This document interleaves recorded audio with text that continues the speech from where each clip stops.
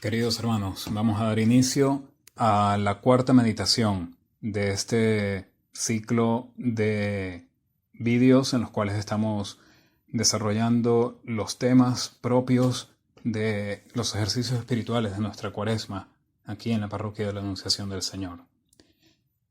Seguimos bajo la metodología de la Lectio Divina, la lectura orante de la Biblia, repasando los textos propios de los domingos de esta Cuaresma. Nos corresponde en esta cuarta meditación leer el Evangelio según San Juan, que ha correspondido al del cuarto domingo de Cuaresma. Es el episodio conocido como la sanación del ciego de nacimiento. Vamos, primero que todo, a pedir la asistencia, la inspiración del Espíritu de Dios. Lo hacemos orando con el Veni Creator, el Ven Espíritu Creador. En el nombre del Padre, y del Hijo, y del Espíritu Santo. Amén. Ven, Espíritu Creador, visita las almas de tus fieles, y llena de la divina gracia los corazones que tú mismo creaste. Tú eres don de Dios Altísimo, fuente viva, fuego, caridad y espiritual unción. Tú derramas sobre nosotros los 7 dones, tú el dedo de la mano de Dios, tú el prometido del Padre, tú que pones en nuestros labios los tesoros de tu palabra. Enciende con tu luz nuestros sentidos, infunde tu amor en nuestros corazones, y con tu perpetuo auxilio fortalece nuestra débil carne. Aleja de nosotros al enemigo, danos pronto la paz. Sé tú mismo nuestro guía, y puestos bajo tu dirección, evitaremos todo lo nocivo, que por ti conozcamos al Padre, y también al Hijo, y que a ti, Espíritu de entrambos, creamos en todo tiempo. Gloria a Dios Padre, y al Hijo que resucitó, y al Espíritu Consolador, por los siglos infinitos. Amén. Envía, oh Dios, tu Espíritu, y serán creados, y renovarás la faz de la tierra. Escuchamos las palabras del Evangelio según San Juan, capítulo 9, versículos 1 al 4. En aquel tiempo, al pasar, vio Jesús a un hombre ciego de nacimiento, y sus discípulos le preguntaron: Maestro, ¿quién pecó, este o sus padres, para que naciera ciego? Jesús contestó: Ni éste pecó ni sus padres, sino para que se manifiesten en él las obras de Dios. Mientras es de día tengo que hacer las obras del que me ha enviado. Viene la noche y nadie podrá hacerlas. Mientras estoy en el mundo, soy la luz del mundo. Dicho esto, escupió en la tierra, hizo barro con la saliva, se lo untó en los ojos al ciego y le dijo: Ve a lavarte a la piscina de Siloé, que significa enviado. Él fue, se lavó y volvió con vista. Y los vecinos y los que antes solían verlo pedir limosna preguntaban: ¿No es este el que se sentaba a pedir? Unos decían: él mismo. Otros decían: no es él, pero se le parece. Él respondía: soy yo. Y le preguntaban: ¿y cómo se te han abierto los ojos? Él contestó: ese hombre que se llama Jesús hizo barro, me lo untó en los ojos y me dijo que fuese a Siloé y me lavase. Entonces fui, me lavé y empecé a ver. Le preguntaron: ¿dónde está él? Contestó: no lo sé. Llevaron ante los fariseos al que había sido ciego. Era sábado el día en que Jesús hizo barro y le abrió los ojos. También los fariseos le preguntaban cómo había adquirido la vista. Él les contestó: me puso barro en los ojos, me lavé y veo. Algunos de los fariseos comentaban: este hombre no viene de Dios porque no guarda el sábado. Otros replicaban: ¿Cómo puede un pecador hacer semejantes signos? Y estaban divididos. Y volvieron a preguntarle al ciego: ¿Y tú, qué dices del que te ha abierto los ojos? Él contestó que es un profeta. Pero los judíos no se creyeron que aquél había sido ciego y que había comenzado a ver, hasta que llamaron a sus padres y le preguntaron: ¿Es este vuestro hijo, de quien decís vosotros que nació ciego? ¿Cómo es que ahora ve? Sus padres contestaron: Sabemos que este es nuestro hijo y que nació ciego, pero cómo ve ahora no lo sabemos, y quién le ha abierto los ojos tampoco lo sabemos. Preguntádselo a él, que es mayor y puede explicarse. Sus padres respondieron así porque tenían miedo a los judíos, porque los judíos ya habían acordado excluir de la sinagoga a quien reconociera a Jesús por Mesías. Por eso sus padres dijeron: Ya es mayor, preguntádselo a él. Llamaron por segunda vez al hombre que había sido ciego y le dijeron: Da gloria a Dios, nosotros sabemos que ese hombre es un pecador. Contestó él: Si es un pecador no lo sé, solo sé que yo era ciego y ahora veo. Le preguntaron de nuevo: ¿Qué te hizo? ¿Cómo te abrió los ojos? Les contestó: Os lo he dicho ya y no me habéis hecho caso. ¿Para qué queréis oírlo otra vez? ¿También vosotros queréis haceros discípulos suyos? Ellos lo llenaron de improperios y le dijeron: Discípulo de ese lo serás tú. Nosotros somos discípulos de Moisés. Nosotros sabemos que a Moisés le habló Dios, pero ese no sabemos de dónde viene. Replicó él: Pues eso es lo raro, vosotros no sabéis de dónde viene, y sin embargo me ha abierto los ojos. Sabemos que Dios no escucha a los pecadores, sino al que es piadoso y hace su voluntad. Jamás se oyó decir que nadie abriera los ojos a un ciego de nacimiento. Si éste no viniera de Dios, no tendría ningún poder. Le replicaron: Has nacido completamente empecatado y nos vas a dar lecciones a nosotros. Y lo expulsaron. Oyó Jesús que lo habían expulsado, lo encontró y le dijo: ¿Crees tú en el Hijo del Hombre? Él contestó: ¿Y quién es, Señor, para que crea en él? Jesús le dijo: Lo estás viendo, el que te está hablando, ese es. Él dijo: Creo, Señor, y se postró ante él.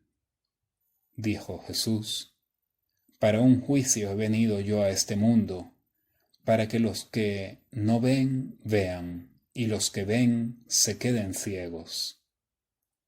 Los fariseos que estaban con él oyeron esto y le preguntaron: ¿También nosotros estamos ciegos? Jesús le contestó: Si estuvierais ciegos, no tendríais pecado, pero como decís, vemos, vuestro pecado permanece. Palabra del Señor. Hagamos ahora un momento de silencio. Volvamos al texto desde nuestras Biblias.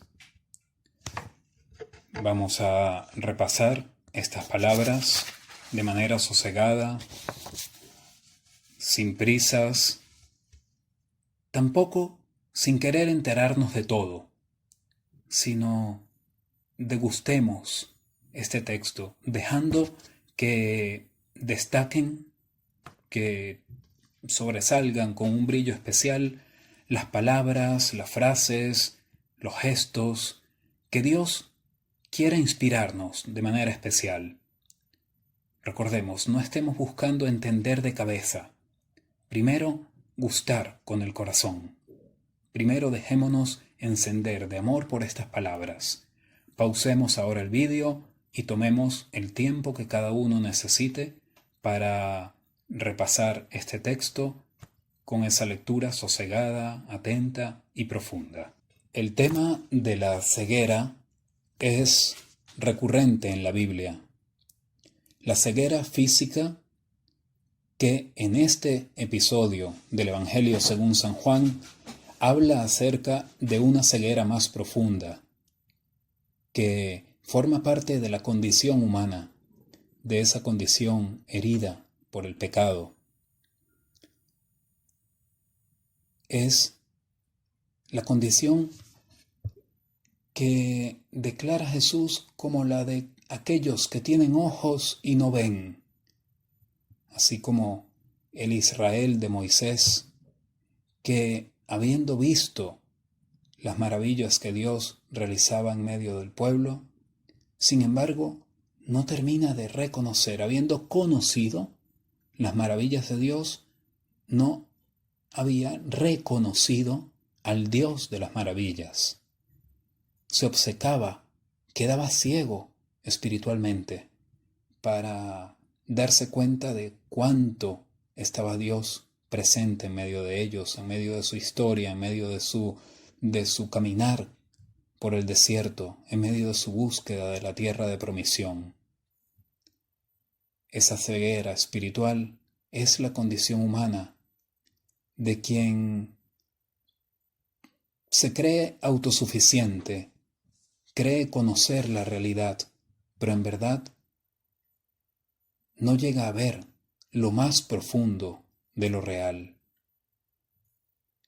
la verdad verdadera de cada cosa que existe. ¿Quién pecó?, le preguntan los discípulos a Jesús. ¿Este hombre o sus padres? La pregunta de los discípulos se inscribe dentro de una tradición que existía dentro de Israel, una tradición religiosa que buscaba dar explicación al mal en el ser humano. Era la que se conocía como la doctrina de la retribución. Es decir, si una persona se portaba bien, si era justa, si vivía en santidad, Dios le recompensaba, le retribuía en esta tierra también con bienes, sobre todo materiales, con salud, con prosperidad. Mientras que si se veía a una persona en sufrimiento, especialmente aquellos que nacían enfermos, si una persona iba a la ruina, se atribuía a que esa persona seguramente habría cometido algún pecado por el cual Dios la estaría castigando, sea a esa persona en particular o a su descendencia. De ahí la pregunta de los discípulos a Jesús: ¿quién tuvo la culpa para que este hombre naciera ciego? ¿Él mismo o sus padres? Y sorprende, y es la buena noticia, la respuesta que les da Jesús. Aquí no importa si pecó él o pecaron sus padres. Este hombre es ciego para la gloria de Dios. Ha nacido ciego para que se manifieste la gloria de Dios. ¿Por qué? Porque la ceguera natural con la que ese hombre había venido al mundo se iba a transformar en una ocasión de apostolado, de testimonio y de glorificación de Dios, en definitiva. Cristo hace barro untando su saliva con la tierra.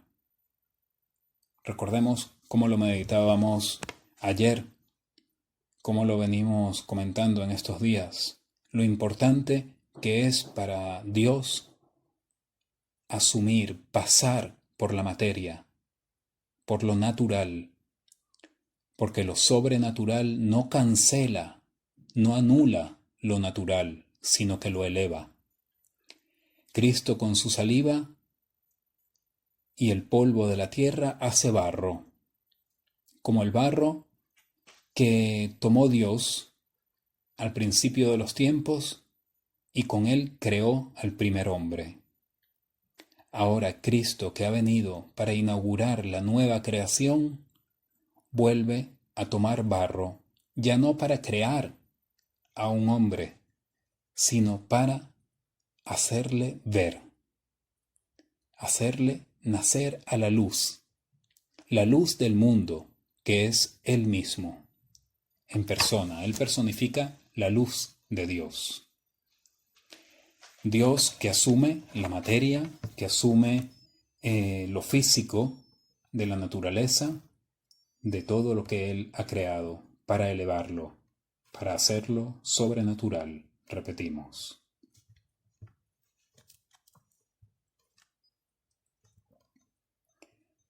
Cristo unta los ojos de este ciego de nacimiento con el barro que ha formado y le manda a lavarse en una piscina que tiene un nombre particular, una piscina, un estanque, que lleva un nombre particular, la piscina de Siloé. Nos traduce el evangelista que el nombre quiere decir el enviado. Enviado que en el griego original de este texto se define como apóstol. La palabra apóstol en griego significa enviado. Cristo manda a este hombre, al cual va a hacer nacer a la luz, a que dé un paso de apóstol, a que pase por el apostolado. Porque el primer apostolado, la primera acción que ha de realizar el apóstol, más que él, es la que el apóstol debe dejar que Dios realice en él, es la de ser sanado, la de ser iluminado por Cristo. De hecho, démonos cuenta que ese ser iluminados por Cristo es la primera acción que Él manda a sus apóstoles a realizar después de su resurrección. Id y bautizar a toda criatura en el nombre del Padre y del Hijo y del Espíritu Santo. El bautismo, que era definido en la primera iglesia, la iglesia de los primeros tiempos, que era definido como la iluminación.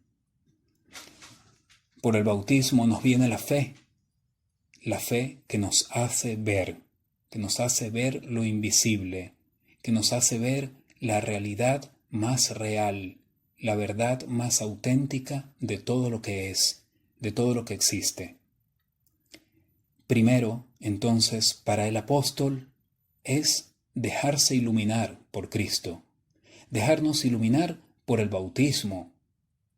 Por eso, en el bautismo somos incorporados a la fe de la Iglesia, que es apostólica, que es iluminada por Cristo, Dios de Dios y luz de luz. Y después, esa fe que hemos recibido y que nos ha iluminado, se convierte en testimonio. Lo vemos aquí, cómo aparece representado en esta escena, en la cual, después de que este hombre es sanado de su ceguera, empieza a dar testimonio. La gente se pregunta y le preguntan a él cómo es posible que haya empezado a ver. Así es el testimonio del apóstol. El apóstol es aquel que, habiendo sido objeto, digamos, de la obra de Dios, del toque de Dios, habiendo sido iluminado por su gracia, se convierte en un signo de la acción de Dios, de la presencia de Dios en el mundo. Y los demás se preguntan y le preguntan acerca de esa acción. Le preguntan al apóstol. Empieza entonces toda la discusión y este ir llevando de aquí para allá al buen hombre que ha quedado sanado. En América Latina eso lo definimos con una palabra muy propia. Empieza el ruleteo de este hombre, como que se le ponen una ruleta y empieza a dar vueltas, ¿no? Lo llevan de aquí para allá, lo presentan a los fariseos, se lo llevan a sus padres, se lo llevan a otra parte. porque es que antes de que el apóstol hable, antes de que este hombre pueda hacer, digamos, ese apostolado más activo, antes de que se convierta en un activista, en un propagandista de Cristo y de su evangelio, por medio de su palabra, el solo hecho de ser él y de presentar las maravillas que Dios ha realizado en su propia vida, ya lo convierte en apóstol, ya lo convierte en evangelizador. El apóstol es entonces el evangelio viviente, el evangelio fehaciente, el evangelio irrefutable. Porque la gran evangelización, la verdadera evangelización, comienza por el testimonio. Los grandes evangelizadores de la historia, ¿quiénes han sido? Pues los santos, lo sabemos. Los santos, de los cuales muy pocos, que lo han hecho muy bien, y es necesario que los haya, pero muy pocos han sido apologetas, digamos, en el sentido estricto de la palabra. Han sido pensadores que han dado argumentos acerca de Dios, acerca de la divinidad de Cristo. Han sido pocos. Grandes, por supuesto que sí, los santos padres, los doctores medievales, grandes santos que han estado inspirados en su inteligencia, en su razonamiento, y que han podido argumentar, han podido dar razones de la fe. Pero han sido pocos. Sin embargo, la totalidad de los santos, aunque en su mayoría no hayan sido grandes argumentadores, con el solo testimonio de su vida, ya han dado las razones más profundas que son irrefutables. Como este hombre, que le dice a aquellos que cuestionan la acción de Cristo: yo no sé cómo ha sido posible, no sé de dónde vendrá este hombre. Yo lo único que sé es que antes era ciego y ahora puedo ver. Testimonio irrefutable. ¿Quién lo puede contradecir? Pues bien, este hombre empieza a ser ruleteado. Empiezan a llevarlo de un lado para otro. Empieza a vivir este que se ha lavado en la piscina del apóstol, este que ha sido enviado por Cristo, empieza a vivir las vicisitudes del apóstol. El enviado de Cristo, que no puede tener una suerte distinta a la de su propio maestro, que no puede vivir de otra manera.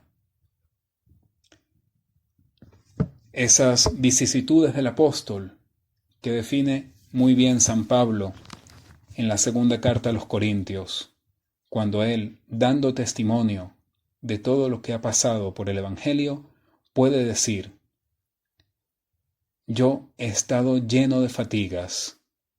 Esta es la carta a los Corintios, capítulo 11. En mi vida he estado lleno de fatigas, en cárceles.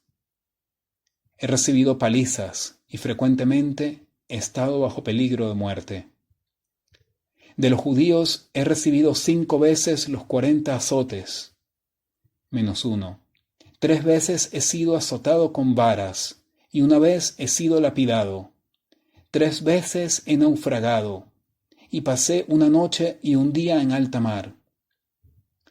Cuántos viajes a pie, cuántos peligros de ríos, peligros de bandoleros, peligros de los de mi nación, peligros de los gentiles, peligros en la ciudad, peligros en despoblado, peligros en el mar, peligros entre los falsos hermanos, trabajo y agobio, sin dormir muchas veces, con hambre y sed, a menudo sin comer, con frío y sin ropa, y aparte de todo lo demás, la carga de cada día, la preocupación por todas las iglesias. Porque ¿quién enferma?, se pregunta San Pablo. ¿Quién enferma sin que yo enferme? ¿Quién tropieza sin que yo me encienda? Si hay que gloriarse, me gloriaré de lo que muestra mi debilidad. Estas son las vicisitudes del apóstol, que las vemos representadas en este hombre en este ciego que queda sanado por Cristo. El apostolado que nos hace gloriarnos justamente en esa debilidad y en ese ser víctima de todas estas incomprensiones, dolores, injusticias, vicisitudes dramáticas, trágicas, por las cuales muchas veces hay que pasar. Y allí es donde se pone a prueba la fe del apóstol, la fe que está llamado a comunicar por su testimonio, por las palabras que va dando acerca del Cristo, que le ha tocado, que le ha sanado, que le ha hecho ver, le ha iluminado, le ha hecho nacer a la luz, y que está dispuesto a llevar hasta las últimas consecuencias ese testimonio, jugándose todo por Cristo. Como decimos, como hemos dicho en otros momentos, en esta misma serie de charlas, siendo capaces de poner en juego cualquier cosa propia, menos aquello que no es lo suyo. No pone en juego lo de Dios. Y lo de Dios es la adoración, es el reconocer lo que Él ha hecho en nosotros. El apóstol pone su propia vida en juego, pero no pone en juego el testimonio acerca de Dios, el testimonio acerca de Cristo. Atención, atención. El apóstol nunca da un testimonio acomodaticio, un testimonio políticamente correcto, que no levante sospechas, que no inquiete a nadie. El testimonio sacude, el testimonio hace que los demás se pregunten, que inquieran, que busquen, como todos estos testigos que estaban allí, se preguntaban acerca de qué era lo que había ocurrido en este hombre que había sido ciego, había nacido ciego y de pronto había empezado a ver. Es el ejemplo que nos da San Pablo, con todas sus fatigas, con todas las pruebas por las que tuvo que atravesar. San Pablo, que en esa misma carta a los Corintios, en la cual nos presenta, digamos, ese desahogo de todo lo que le ha tocado sufrir a causa del Evangelio, igualmente puede alabar, bendecir a Dios, diciendo, ya desde el inicio de la carta, en el capítulo 1, bendito sea el Dios y Padre de nuestro Señor Jesucristo, Padre de las misericordias y Dios de todo consuelo, que nos consuela en cualquier tribulación, hasta el punto de poder nosotros consolar a los demás en cualquier lucha, mediante el consuelo con que nosotros mismos somos consolados por Dios. Continúa San Pablo, porque lo mismo que abundan en nosotros los sufrimientos de Cristo, abunda también nuestro consuelo, gracias a Cristo. De hecho, concluye el apóstol, si pasamos tribulaciones, es para vuestro consuelo y salvación. Y si somos consolados, también es para vuestro consuelo, que os da la capacidad de aguantar los mismos sufrimientos que padecemos nosotros. San Pablo, que en esta carta segunda a los Corintios presenta ese desahogo y presenta las cartas que le acreditan como apóstol, diciendo todo lo que le ha tocado sufrir por el Evangelio, no está haciendo allí, no monta una llorera, no se está lamentando de todo lo que le ha tenido que pasar, no toma una actitud de victimismo, pobre de mí, me ha tocado pasar esto y aquello, no. Él ya declara desde el inicio de la carta que así como han abundado las tribulaciones y los sufrimientos que él ha tenido que vivir por el Evangelio, en mayor medida le ha tocado recibir los consuelos de Dios, no para sí mismo, sino para consolar con ese mismo consuelo a los que se ven atribulados. Allí se ve todo el dinamismo, ¿no? Del amor que pasa por el dolor, el amor que pasa por la cruz, el seguimiento al Maestro que no puede tener otro destino que el pasar también con Él por la cruz. Él nos dice, el que quiera seguirme, cargue con su cruz y luego sígame. El que quiera ir tras las huellas de Cristo no puede llegar a otro destino que no sea el Calvario también. Pero el destino definitivo de Cristo sabemos que no se queda en el Calvario, sino que el destino definitivo es el sepulcro abierto, es su glorificación. Y allí es a donde nos quiere llevar, consolándonos en nuestras luchas con el consuelo con el que Él mismo es consolado. Cristo, que nos abre los ojos también en medio de la tribulación, nos abre los ojos de la fe, acrecienta en nosotros la mirada sobrenatural por medio de la fe y de la esperanza, para que en medio de la tribulación, en medio de la hora de la prueba, nosotros podamos experimentar su consuelo, su fortaleza, su estar con nosotros, percibir la presencia y la guía del buen pastor, que aunque nos esté tocando atravesar cañadas oscuras, Él nos va guiando y dando sosiego, dando seguridad. Este es el apóstol, el que vive con la radicalidad cristiana de quien todo lo da por el testimonio del amor a Cristo, tan distinto de una vida asegurada, tan distinto del bien queda, tan distinto del que busca sus propios reconocimientos, tan distinto del fariseo, tan distinto de la hipocresía, tan distinto del que se hace indiferente ante el sufrimiento de los demás. El apóstol, el que ha sido iluminado por la gracia de Dios, es uno como San Pablo, que cuya mayor fatiga es la preocupación por los demás, como lo dice aquí. Que no le importa tanto los naufragios, no le importa tanto haber sido apaleado, haber sido atacado por bandoleros, por los de su propia raza, por los gentiles a los que predicaba, que no le importa tanto eso cuanto la carga de la preocupación por los cristianos, por aquellos que Dios le ha encomendado. Ese es el apóstol también.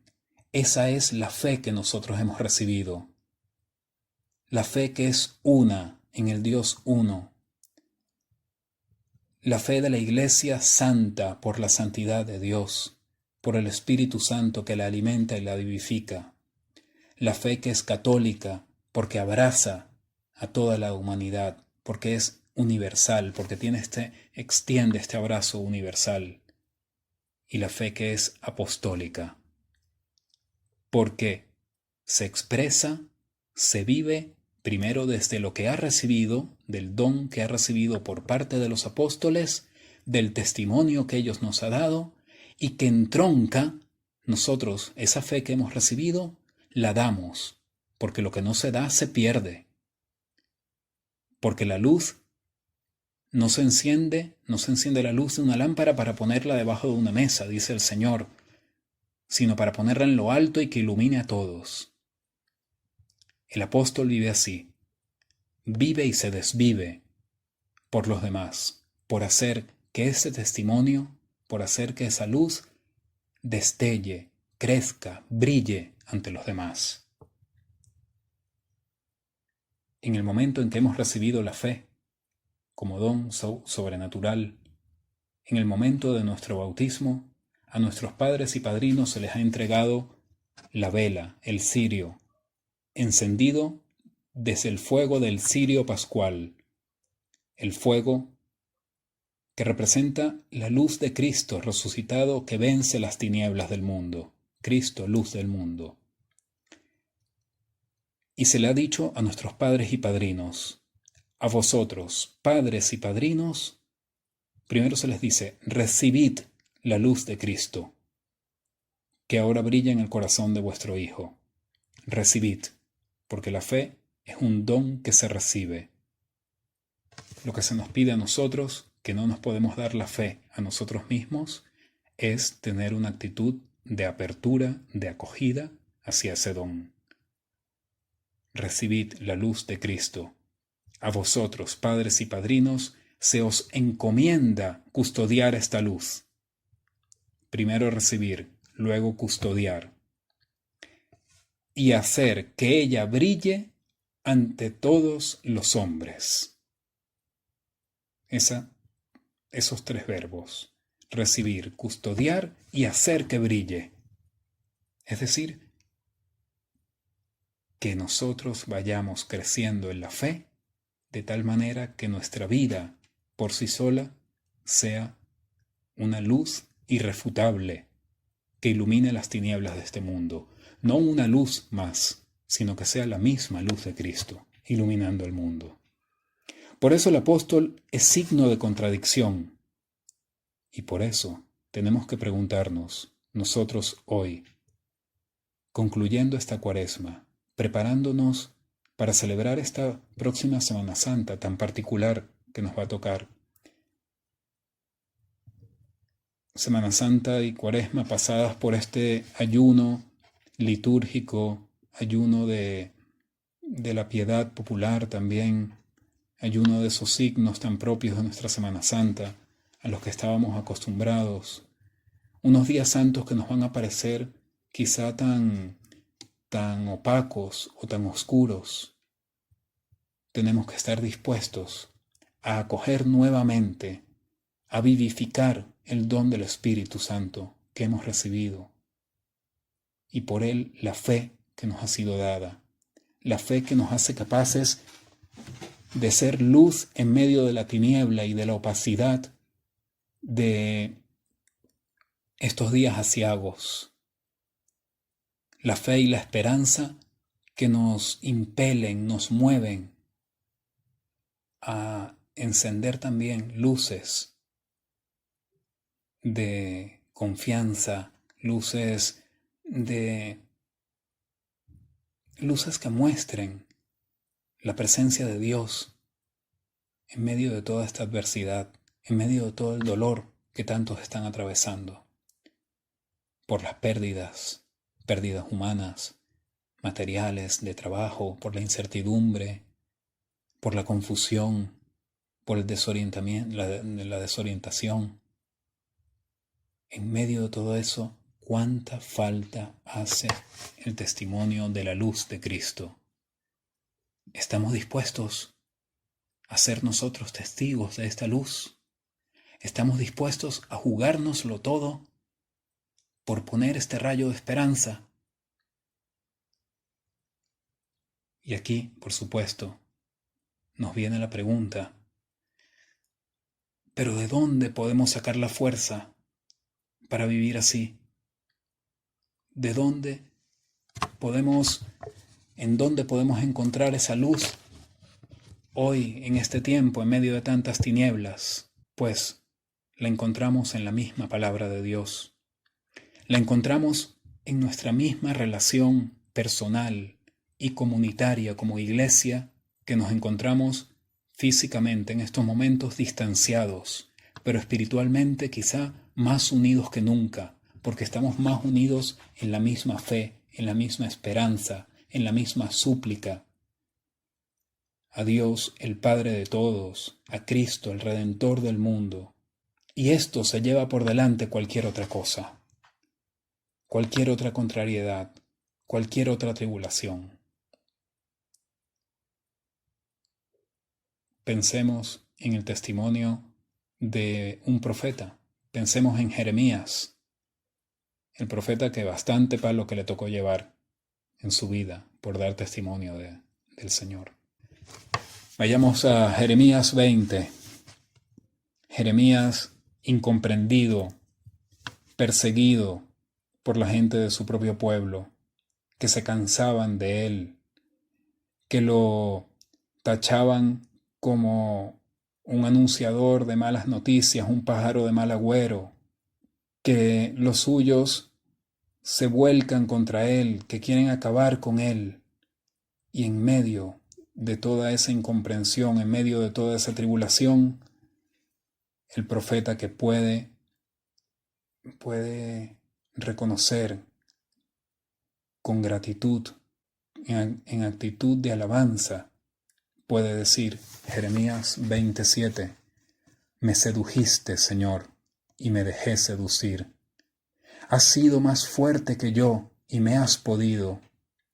He sido a diario el hazmerreír de todo el mundo que se burlaba de mí. Cuando hablo tengo que gritar, proclamar violencia y destrucción. La palabra del Señor me ha servido de oprobio y desprecio a diario por parte de los demás. Pensé en olvidarme del asunto, confiesa el profeta, y me dije, no lo recordaré, no volveré a hablar en nombre de Dios. Pero había en mis entrañas como fuego, algo ardiente encerrado en mis huesos. Yo intentaba sofocarlo y no podía. Oía la acusación de la gente, diciendo, delatadlo, vamos a delatarlo. Mis amigos acechaban mi traspié, a ver si engañado lo sometemos y podemos vengarnos de él. Pero reconoce el profeta, pero el Señor ha sido mi fuerte defensa. Me persiguen, pero tropiezan impotentes. Acaban avergonzados en su fracaso, con sonrojo eterno que no se olvidará. Señor del universo, que examinas al honrado y sondeas a las entrañas y el corazón, que yo vea tu cólera sobre ellos, pues te he encomendado mi propia causa. Cantad al Señor, alabad al Señor, que libera al pobre, que libera al que le es fiel. Por eso decíamos que el que ha sido tocado por Cristo, iluminado por Él, enviado por Él, no teme en llevarse por delante cualquier otra contrariedad, cualquier adversidad, porque la fuerza de Dios se crece y le hace crecerse al apóstol por encima de todo ello. ¿Y cuál es, ya que este es el precio del apostolado, preguntémonos cuál es la recompensa del apostolado?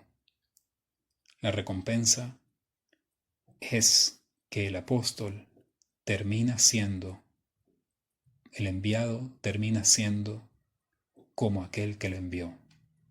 Termina siendo con él, uno con él. Tenemos el testimonio del apóstol San Pablo, que puede llegar a decir, ya no soy yo quien vivo, es Cristo quien vive en mí. El ciego de nacimiento que quedó sanado por Cristo, cuando le preguntan quién es, él puede decir, soy yo. ¿Recordáis que son las palabras con las que hemos iniciado nuestro retiro? En medio de la noche en alta mar, cuando los discípulos ven venir a Cristo sobre las aguas, ellos desde la barca, Cristo andando sobre las aguas, a medianoche allí en el mar, y se asustan porque creen que es un fantasma. Cristo que les dice esas palabras que están siendo la línea transversal de nuestras meditaciones de todos estos días. Cristo dice, no temáis, soy yo. No tengáis miedo, soy yo. Cristo que le dice a la samaritana, cuando ella le pregunta acerca del Mesías, soy yo, el que habla contigo. Cristo que es reconocido por el Padre como aquel a quien hay que escuchar, porque Él es el Hijo amado, en quien el Padre se complace. Soy yo. El apóstol el sanado, el iluminado por la luz de Cristo, puede definirse a sí mismo con el mismo nombre de su Salvador. Este ciego puede decir, con Cristo soy yo. Por eso, nosotros, que hemos sido iluminados por la fe en Cristo y enviados por Él como sus apóstoles, nos gloriamos de ser reconocidos con el mismo nombre de Cristo, cristianos, ungidos, hijos amados de Dios. Y así, después de haber recorrido el camino de sanación, de envío, de testimonio que le toca recibir y dar a este hombre que había sido ciego y cuya vista le ha sido dada por Cristo, después de esto nos viene entonces preguntarnos, como los fariseos, ¿también nosotros estamos ciegos? Y recibir la advertencia de Cristo. Si estuvierais ciegos, no tendríais pecado, pero como decís que podemos ver, vuestro pecado permanece. Este es el punto conclusivo del texto del Evangelio que estamos leyendo. Pero atención, porque es también el punto decisivo. Aquí se decide todo. Porque en todo este pasaje hemos estado contemplando que el gran drama que se presenta, el dramatismo de toda esta acción que nos presenta el Evangelio de Juan, es la pregunta de si creemos o no que Cristo es el Salvador, que Jesús es el Cristo, que es verdaderamente la luz del mundo. La pregunta dramática es si creemos o no en Cristo. Si estamos dispuestos a que esa fe que profesamos nos conduzca al mismo destino de Cristo, el destino del cristiano, que no puede ser distinto al del Maestro. Fijémonos que este ciego sanado al final es expulsado de la sinagoga, como Cristo mismo fue expulsado de la ciudad santa y es asesinado fuera de sus muros, fuera del lugar santo. Como los cristianos de la primera generación fueron expulsados también de la sinagoga. La fe nos hace salir de nuestra propia seguridad incluso, para ir allí donde está Cristo, para estar al pie de su cruz, desde donde se está derramando la misericordia y la redención de Dios, y entonces llevar esa misericordia y dar testimonio de esa redención al mundo entero.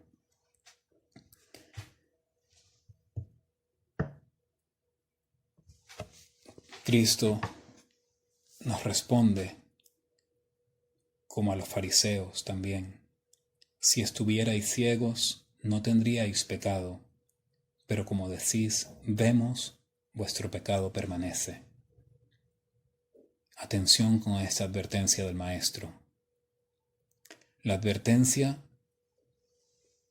al que cree que ya lo sabe todo sobre Dios, al que cree que ya ve todo, que ya puede comprender todo,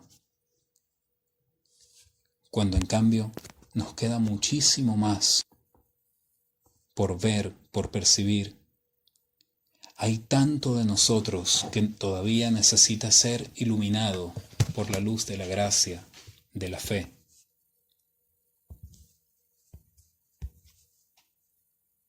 ¿Cuánto necesitamos esta luz de Dios. Cuánto necesitamos la humildad de pedir que Él venga a curar nuestra ceguera. La humildad que pasa por el humillarnos, por decir, Señor, yo creo, pero aumenta mi fe. La humildad de quien no se busca a sí mismo, sino que está buscando la luz de Dios, la gloria de Dios, quien está buscando darle gloria a Dios. Y que su propia situación de miseria, que su otrora ceguera se convierta en ocasión para dar gloria a Dios. Vamos a tomar conciencia de todo esto. Vamos a tomar conciencia de cuánto necesitamos ser iluminados por Él.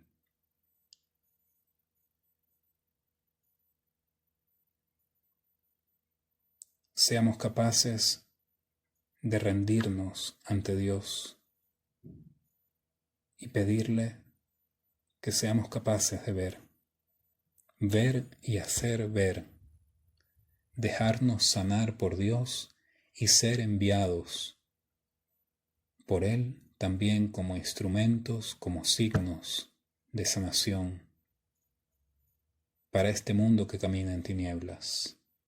Que las palabras de testimonio y de exultación, de reconocimiento a la obra de Dios por parte de San Agustín nos iluminen con respecto a cómo se vive esta experiencia que no tiene tiempo ni edad, que estamos todos llamados a hacerla hoy mismo, preparándonos a la celebración de la Pascua, a la celebración de la luz, de Cristo que vence toda tiniebla. Y porque nunca es tarde, que podamos decir nosotros también, con San Agustín, tarde te amé, hermosura tan antigua y tan nueva, tarde te amé. Tú estabas dentro de mí y yo afuera, y así, por fuera te buscaba, y deforme como era, me lanzaba sobre estas cosas que tú creaste. Tú estabas conmigo, pero yo no estaba contigo. Reteníanme lejos de ti aquellas cosas que si no estuviesen en ti no existirían. Me llamaste y clamaste y quebraste mi sordera, brillaste y resplandeciste y curaste mi ceguera. Exhalaste tu perfume y lo aspiré, y ahora te anhelo. Gusté de ti, y ahora siento hambre y sed de ti. Me tocaste, y deseo con ansia la paz que procede de ti. Pidámosle a Dios que podamos hacer esta experiencia también. Esta experiencia que toca toda la realidad corporal, física de lo que somos, que pasa por todos nuestros sentidos, que quebranta nuestra sordera, que brilla y cura nuestra ceguera, que exhala su perfume y nos lo hace aspirar, que nos hace gustar de Él y sentir hambre y sed de Él, que se deja tocar y que puede palpar esa paz que procede de Él. Pidámosle esta gracia a Dios. Quedémonos allí, en silencio, dejando que Él actúe y nos la conceda, que encienda en nosotros con un nuevo ardor aquella fe que nos dio como don sobrenatural para que nos acompañe, para que la custodiemos, para que la hagamos crecer y brillar ante todos los hombres. Gloria al Padre, y al Hijo, y al Espíritu Santo, como era en el principio, ahora y siempre, por los siglos de los siglos. Amén.